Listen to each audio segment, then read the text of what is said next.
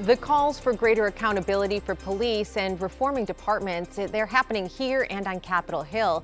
And one of George Floyd's brothers testified today at a congressional hearing on proposed changes to police practices and accountability. I couldn't take care of George that day he was killed, but maybe by speaking with you today, I can make sure that his death will not be in vain.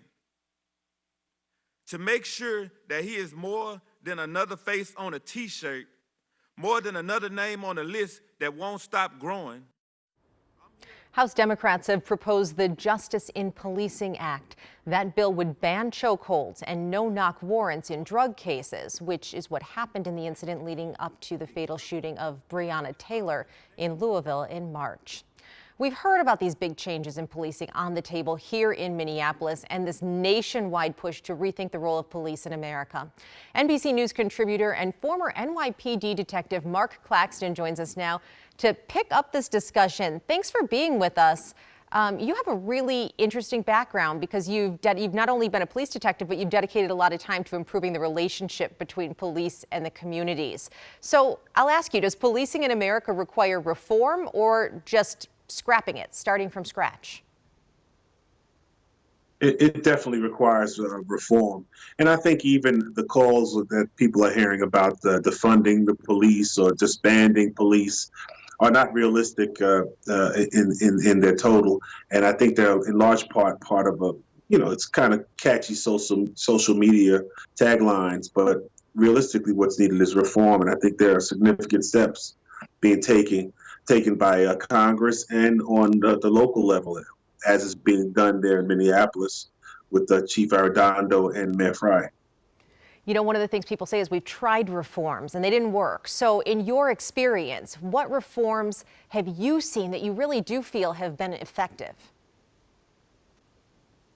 Well, I think some of the suggested reforms that are incorporated into this most recent congressional package would be hugely significant. And I think the most significant parts of it deal with qualified immunity and the ability for entities to address police criminality and misconduct without having the barriers set before them and giving police officers additional rights.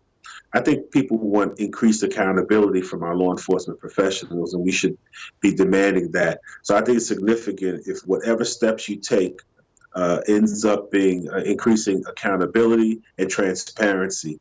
I will also say that the most significant reform ideas require some level of mandatory compliance. So if you're unable to enforce the ideas that you put down on paper, you're not going to be very successful with your reform packages. But I think it's a healthy discussion that's going on now. And we shouldn't entertain even the thought of disbanding police. We can talk about resource allocation, reallocation of funds, but not disbanding the police. It's vitally important that the police are there, and it's time for reform. You know, just real quick on that issue of reallocation of funds, I've heard from police officers, we're being asked to do everything. We're being asked to be social workers, drug counselors, respond to all of these different things. Would you support, and do you think police would support an effort that pushes more of those jobs onto other people?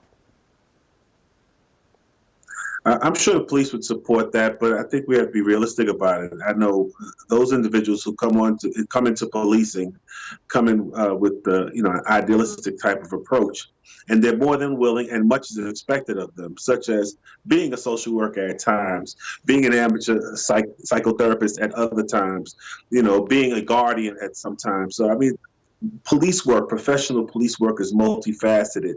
And I think the real true professional officers don't shy away and don't want to throw away any titles. They want to incorporate all of those elements into policing. That's what makes it effective. All right. Thank you so much for your time. That's NBC News contributor Mark Claxton. There'll be more on this tonight on NBC Nightly News. We'll be right back.